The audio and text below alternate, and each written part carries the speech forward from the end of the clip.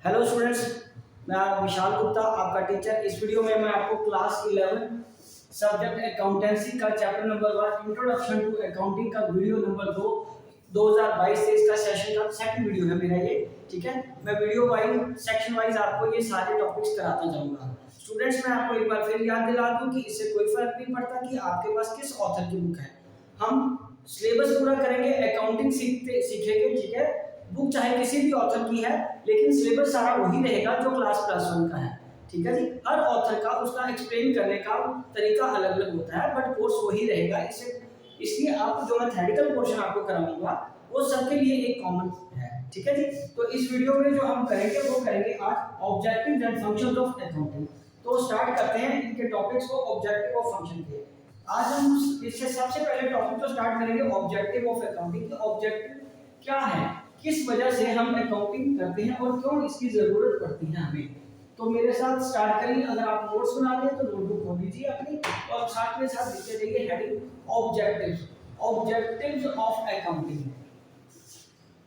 Objectives of accounting. सबसे पहला हमारा जो ऑब्जेक्टिव है अकाउंटिंग का वो आएगा to keep systematic record of business transaction. To keep systematic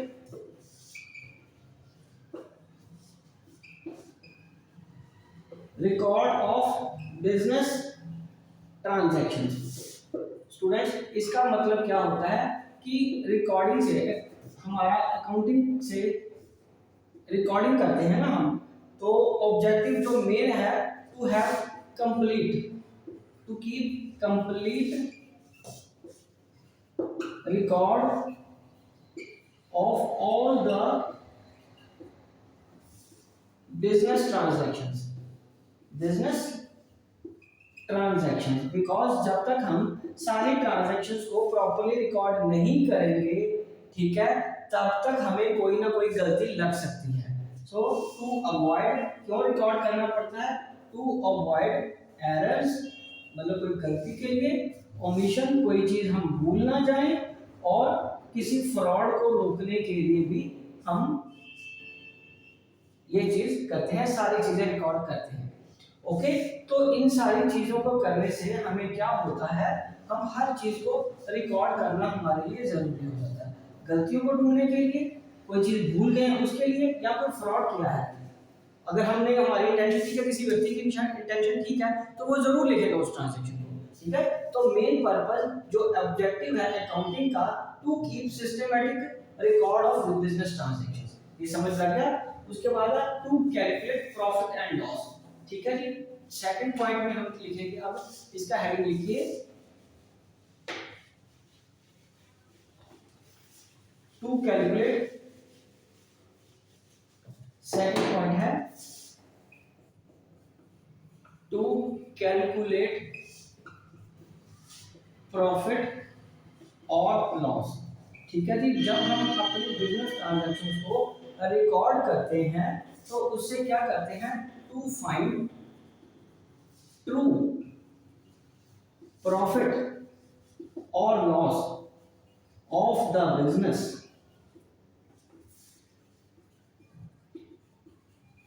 during an accounting period. It is necessary, it is necessary to have proper accounting. जब तक आप प्रॉपर अकाउंटिंग नहीं करोगे, आपको आपका सही प्रॉफिट या लॉस बिजनेस का पता ही नहीं चल सकता। ठीक है जी, ओके। उसके बाद तीसरा पॉइंट है to know the exact reason for losses, कि यदि लॉसेज हुए हैं तब भी हमें एग्जैक्ट रीजन तभी पता चल सकता है। ठीक है, फॉर लॉसेज। ठीक है, रीजन कैसे पता चलेंगे? To know the exact reason for losses, इसका मतलब है where when we follow proper accounting rules then we come to know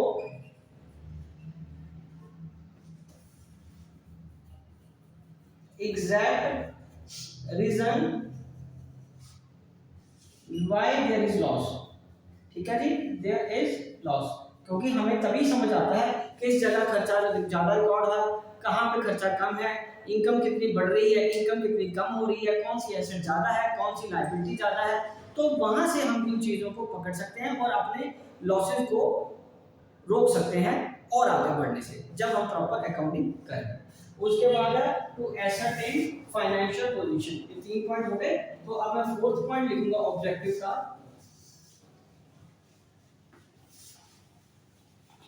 to ascertain financial position of the business.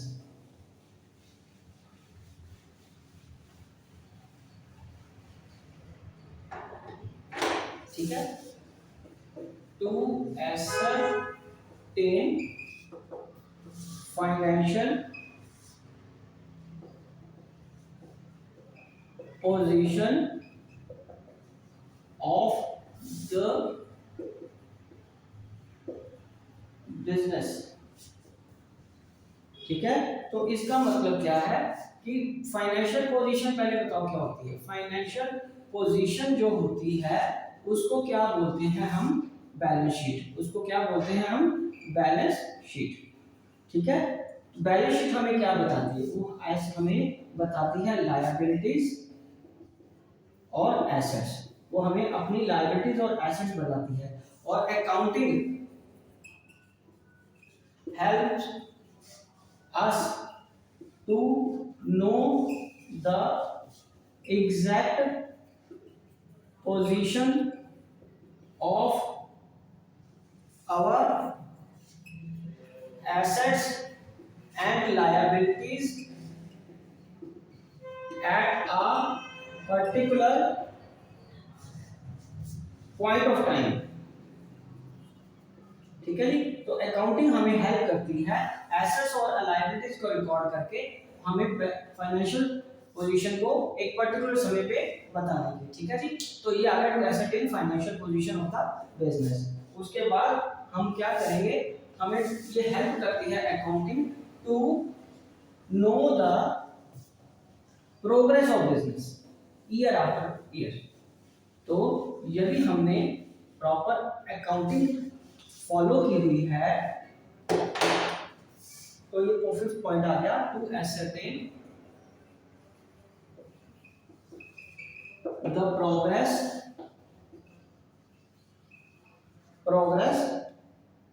Of the business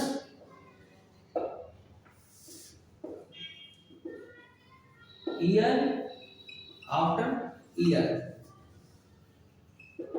सो यहां पे मैं लिखूंगा इसके अंदर, accounting helps us to find out profits every year of the business, so it also helps us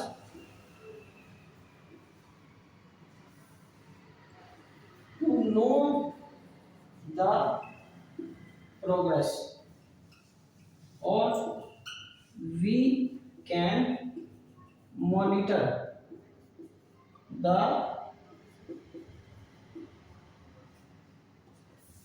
growth of our business। ठीक है, business की growth कितनी हो रही है या हमारी प्रोग्रेस कितनी हो रही है, प्रॉफिट कितना बढ़ रहा है सालों साल, वो हमें फाइंड करने में भी अकाउंटिंग हेल्प करता है। ठीक है जी, तो अगला पॉइंट है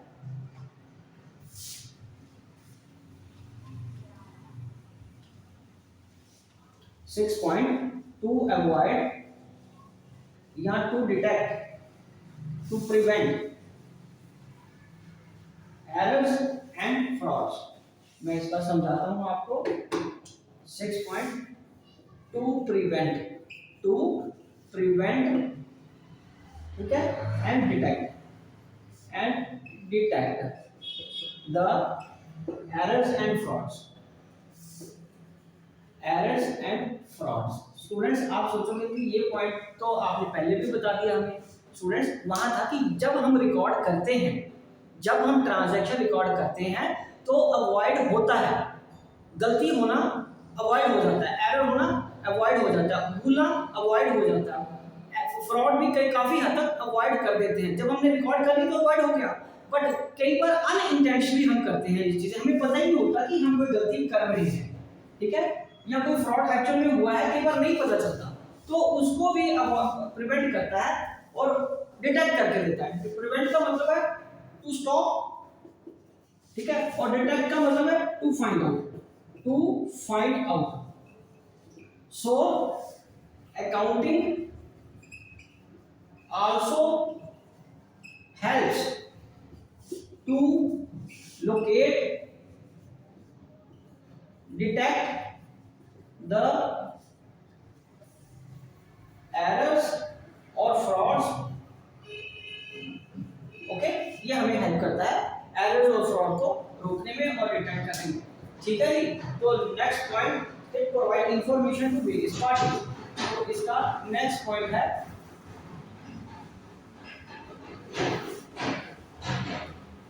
information to various parties.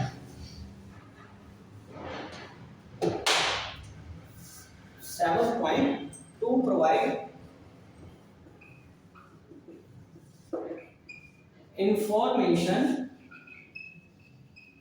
to various parties। ठीक है जी, इसका क्या मतलब हुआ?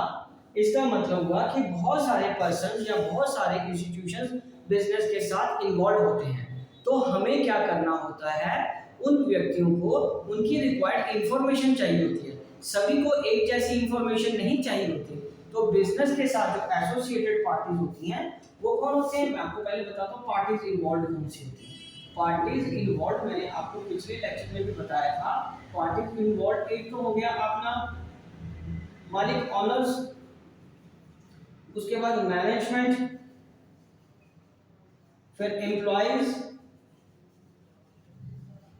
ठीक है जी, अपने बैंकर्स, गवर्नमेंट्स, ठीक है जी। ये मान लीजिए, ये मैं कुछ फिगर्स लिख देता हूँ, कुछ नाम लिख दिए, ये पार्टीज इन्वॉल्व है। और इंफॉर्मेशन रिक्वायर्ड कौन सी है इनको, इंफॉर्मेशन रिक्वायर्ड कौन सी इनको, हर व्यक्ति को या हर इंस्टीट्यूशन को सेम इंफॉर्मेशन नहीं चाहिए होती। ऑनर्स को क्या चाहिए होता है, प्रॉफिट और लॉस कितना हुआ है। मैनेजमेंट को एफिशिएंसी देखने के लिए चाहिए होती है रिपोर्ट्स, ठीक है, कि हमारे बिजनेस की एफिशिएंसी कैसे चाहिए। और एम्प्लॉइज, मैं एम्प्लॉय लिख दिया, एम्प्लॉइज को क्या देखना है कि उनका प्रॉफिट आया है या नहीं, ताकि उनको उनकी सैलरी और बोनस ठीक टाइम पे मिल सके। और बैंकर्स को क्या चाहिए कि आप उनकी जो लोन लिया है एंड प्रोग्रेस चार्ट देखना होगा अपना प्रॉफिट से, ताकि आप उनका इंटरेस्ट पे कर पाओगे या नहीं कर पाओगे। और गवर्नमेंट ने क्या देखना है, टैक्सेशन एंड अदर लॉ आप प्रॉपर्ली फॉलो कर रहे हो या नहीं कर रहे हो। तो ये सारी इंफॉर्मेशन किसको चाहिए होती है, इन पार्टीज को चाहिए होती है डिफरेंट इंफॉर्मेशन। तो अकाउंटिंग में जब हम सब कुछ प्रॉपर्ली रिकॉर्ड कर लेते हैं तो ये इंफॉर्मेशन डिफरेंट पार्टीज को मिल जाती है, ठीक है जी। तो ये था हमारा ऑब्जेक्टिव। अब हम आगे बात करेंगे इनके फंक्शंस की। तो फंक्शंस ऑफ अकाउंटिंग क्या है, अब हम उसका हेड बनाते हैं।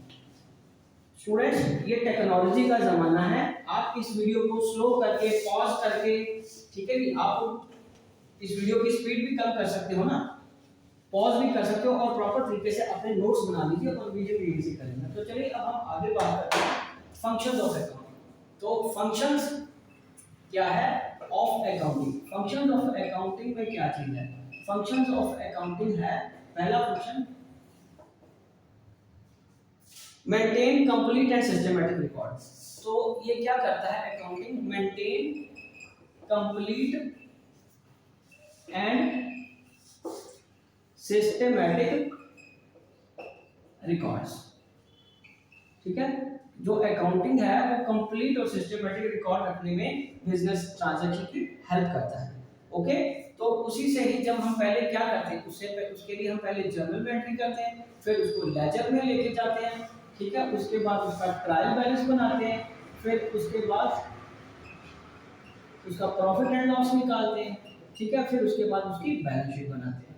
तो ये प्रॉपर एक सिस्टम फॉलो होता है, ठीक है, बिजनेस के बुक्स को मेंटेन करने के लिए, ठीक है। This is called proper and maintain complete and systematic record. और जो दूसरा पॉइंट मैं लिखने जा रहा हूँ फंक्शन का, वो है communicating the results to the various parties. So communicating the results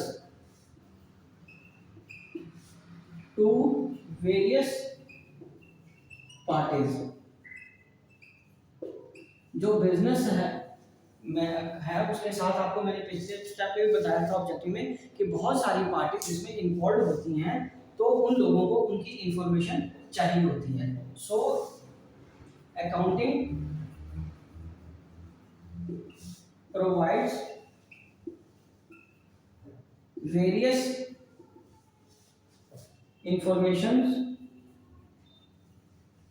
to the related parties, ठीक है बेटे, ये समझ लग गया। चलो अब इसका मैं तीसरा पॉइंट आपको बताता हूँ। तीसरा पॉइंट क्या है, protecting the assets of the business. So तीसरा पॉइंट बहुत इंटरेस्टिंग पॉइंट है, मैं समझाता हूँ आपको इसका point. Protecting the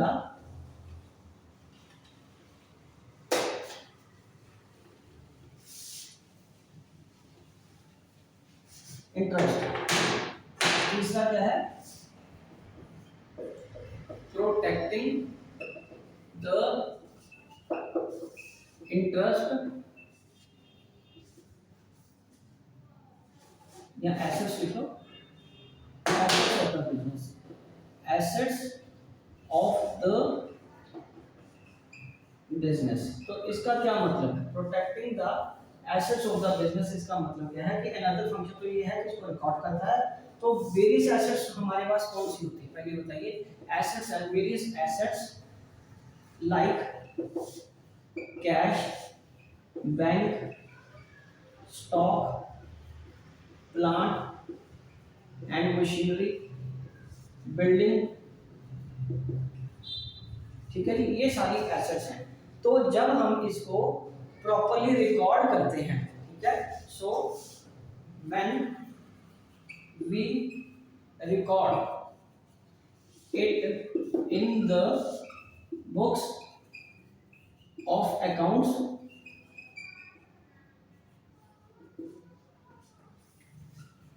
we protect our assets। जब हमने हिसाब किताब रखा ही नहीं, हमें पता ही नहीं कितना पैसा आया कितना पैसा गया, how can we protect our cash. जब हमें पता ही नहीं कि बैंक में कौन सी ट्रांजैक्शन हुई है, आज कितनी ट्रांजैक्शन हुई है, कितना पैसा आया, कितना चला गया, किसने हमें पे किया, हमने किसको पे किया, हम क्या प्रोटेक्ट करेंगे। हमें पता ही नहीं हमारा प्लांट कब आया, कब रिकॉर्ड किया, कितनी उसकी वैल्यू है, कितनी उसकी डेप्रिसिएशन की, कितनी उसमें रिपेयर खर्चा किया, हमने पता ही कुछ नहीं है। तो फिर कहाँ से आप उसको प्रोटेक्ट करोगे। तो उसके लिए हमें क्या करना पड़ता है, recording in the books of accounts में, ठीक है, और वो अनदर फंक्शन ऑफ अकाउंटिंग। चलिए उसके बाद फोर्थ पॉइंट की अगर मैं बात करूं, तो फोर्थ पॉइंट है providing assistance to management. Accounting providing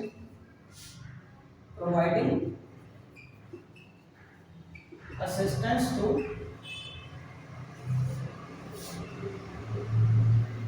management. Providing assistance to management का मतलब क्या है कि अकाउंटिंग अगर टाइमली इंफॉर्मेशन देती है, ठीक है, accounting as we know that accounting provides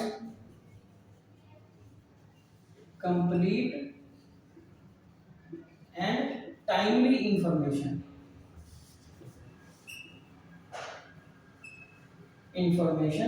it helps the management to do planning and decision making। Students, जब हम प्रॉपर अकाउंटिंग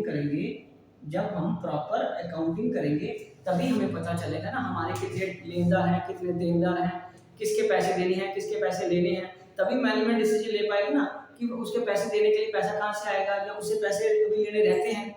जब रिकॉर्ड ही कुछ नहीं हुआ, अकाउंटिंग प्रॉपर ही नहीं होगी, तो मैनेजमेंट भी आगे कोई डिसीजन नहीं ले पाएगी। ठीक है, तो ये पॉइंट आ गया, प्रोवाइडिंग असिस्टेंस टू मैनेजमेंट। उसके बाद है trusteeship. So accounting is also a trustee of the business. Trustee क्या होता है? ट्रस्टी तो एक विश्वास पात्र होता है, तो अकाउंटिंग भी उसी तरीके से बिजनेस की हेल्प करता है ट्रस्टी में। ठीक है जी। सो ट्रस्टीशिप क्या होता है मैं आपको समझाता हूँ। पांचवा है trusteeship.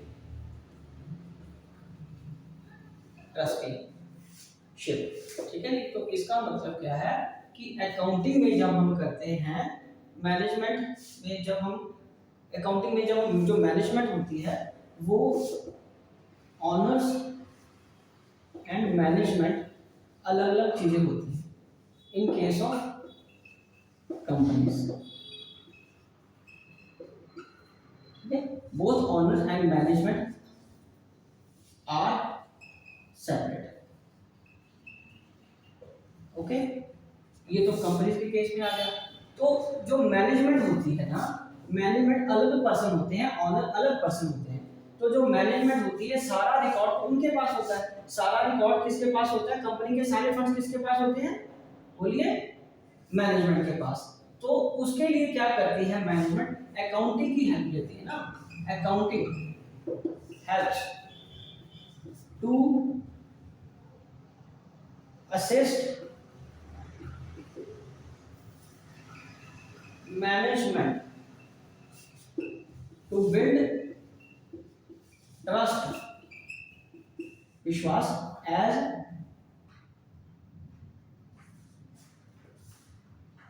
build trust as caretaker of the business. Accounting helps to assist the management, ठीक है, helps to assist the management to build trust as caretaker of the business, right? Trusteeship हो गया ना ये। ऑनर्स और मैनेजमेंट जैसे मैंने आपको बताया कि दो अलग चीजें होती हैं। ओके, तो जो ऑनर्स होते हैं कंपनीज के केस में वो डिफरेंट पर्सन होते हैं और मैनेजमेंट डिफरेंट पर्सन होते हैं। ठीक है, मैं ऑनर्स तो कहीं और होते हैं जिनके पास शेयर होते हैं, तो मैनेजमेंट अलग पर्सन है। अकाउंटिंग ही है जो मैनेजमेंट को हेल्प करती है ये वो ट्रस्ट बिल्ड करने में, ताकि ऑनर्स विश्वास कर सकें अकाउंटिंग इंफॉर्मेशन पे। सो अकाउंटिंग इंफॉर्मेशन एक ऐसा ट्रस्टीशिप भी है, ठीक है, जिस पे ऑनर विश्वास करते हैं through the help of management. ठीक है, क्योंकि अकाउंट्स तो मैनेजमेंट ही बनाते हैं ना। तो अकाउंट्स में अगर आपने प्रॉपर रूल्स एंड रेगुलेशन और प्रॉपर तरीके से अकाउंट्स बनाए हुए हैं, तो ये एक फेथफुल या एक ट्रस्टीशिप पर्सन की तरह ऑनर्स की हेल्प करता है बिजनेस को प्रॉपर तरीके से रन करने। ठीक है जी। तो चलिए अब हम आगे बात करते हैं। अगला point, compliance of legal needs. Compliance of legal needs ये बहुत इंपॉर्टेंट पॉइंट है।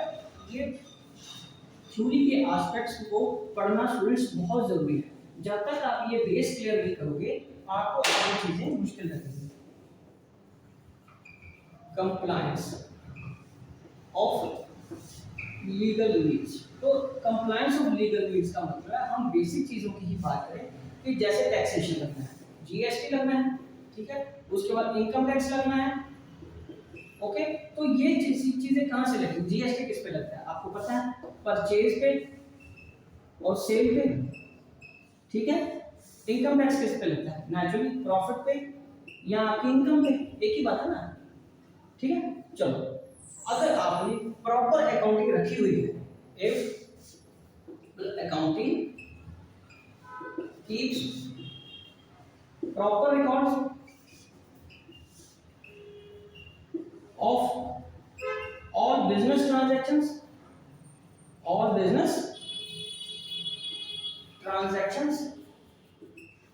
तो उससे क्या होगा? आप अपनी कंप्लायंसेस पूरी कर पाओगे, then business can complete its compliance on time। जब आपने प्रॉपर रिकॉर्ड बनाया हुआ है, आपने प्रॉपर परचेज रिकॉर्ड की हुई है, प्रॉपर सेल रिकॉर्ड की हुई है, प्रॉपर प्रॉफिट एंड लॉस बनाया हुआ है, तो आप अपनी जो लीगल चीजें हैं वो पूरी कर सकते हो ना। समय पे इनकम टैक्स जमा करा सकते हो, समय पे जीएसटी जमा करा सकते हो, समय पे बाकी अपनी लीगल जो चीजें हैं कंपनी एक्ट के अकॉर्डिंगली उसको पूरा कर सकते हो। जब आपके पास रिकॉर्ड ही नहीं होगा तो आप कैसे करोगे? It is simple like that कि अगर आपने अपना होमवर्क ही नहीं पूरा किया हुआ तो आप टीचर को क्या चेक करोगे? जब आपके सभी सब्जेक्ट का होमवर्क पूरा, कोई भी टीचर रोज आपसे अगर काम मांगता है तो आपको उसमें को देने में या कॉपी प्रेजेंट करने में कोई दिक्कत या हिचक तो नहीं होती ना, बिकॉज आपका काम पूरा है। और जिनका काम पूरा नहीं होता वो फिर बहाने ढूंढते हैं, ये नहीं पूरा, वो नहीं पूरा, ऐसा हो गया था, वैसा हो गया था। तो यहाँ भी वही चीज है, जब आपने प्रॉपर रिकॉर्डिंग रखा हुआ है तो आप अपना समय पे टैक्सेशन वगैरह या लीगल जरूरतें जो है वो पूरी कर सकते हैं। ठीक है बच्चे, चलिए the next point, fixing responsibility. अगला है फिक्सिंग रिस्पांसिबिलिटी। नेक्स्ट और 7th फंक्शन है fixing responsibility. 7th, fixing responsibility. तो फिक्सिंग रिस्पांसिबिलिटी का क्या मतलब है? फिक्सिंग रिस्पांसिबिलिटी का मतलब है कि हम किसी भी डिपार्टमेंट की रिस्पांसिबिलिटी लगा सकते हैं। इन अकाउंटिंग, आपको एक चीज बताता हूं कि in accounting we record all expenses and incomes headwise. ये क्या करते हैं हम? हेडवाइज। हेडवाइज का क्या मतलब हो गया बेटे? हेडवाइज का मतलब क्या होता है कि हम उस डिपार्टमेंट वाइज भी कर सकते हैं, डिपार्टमेंट वाइज। तो इससे हम उस पर्टिकुलर डिपार्टमेंट की रिस्पांसिबिलिटी लगा सकते हैं। जैसे खर्चा किसका? प्रोडक्शन का। जैसे खर्चा किसका? एडमिनिस्ट्रेशन डिपार्टमेंट का। जैसे खर्चा किसका? फाइनेंस डिपार्टमेंट का। जैसे खर्चा किसका? सेल्स डिपार्टमेंट का। जैसे खर्चा किसका? इंजीनियरिंग डिपार्टमेंट का। तो हम जब खर्चे अलग अलग डिपार्टमेंट वाइज से यहाँ हेड बना के अलग अलग बुक कर रहे हैं तो हम रिस्पॉन्सिबिलिटी फिक्स कर पाएंगे ना कि ये फला खर्चा किस डिपार्टमेंट का है, उसकी जिम्मेदारी हो जाएगी उसको कंट्रोल करने की। ठीक है, उसी तरह जिसकी इनकम बढ़ रही है या जिसकी इनकम कम हो रही है तो उस डिपार्टमेंट की हम जिम्मेदारी लगा देंगे कि मार्केटिंग डिपार्टमेंट मान लो 6 प्रोडक्ट है, ए प्रोडक्ट बिक रहा है, बी प्रोडक्ट नहीं अच्छा बिक रहा है, या सी प्रोडक्ट से रेवेन्यू नहीं आ रही, डी प्रोडक्ट का वो कहते हैं डेटास पूरे नहीं आ रहे ढंग से, टाइम नहीं, पैसे नहीं रिकवर हो रहे, तो हम इस पे हेड वाइज, जब हम डिपार्टमेंट वाइज या हेड वाइज खर्चों को प्रॉपर्ली रिकॉर्ड करते हैं अकाउंटिंग में तो हमारे लिए रिस्पॉन्सिबिलिटी फिक्स करना इजी हो जाता है कि किस डिपार्टमेंट की रिस्पॉन्सिबिलिटी बनती है। ठीक है स्टूडेंट्स, तो इसी के साथ ये वीडियो मैं कंक्लूड करता हूँ। बाकी टॉपिक हम करेंगे अगली वीडियो में। तब तक ये दोनों वीडियोस देख के आप अपने नोट्स तैयार कर लीजिए। ओके जी, डन।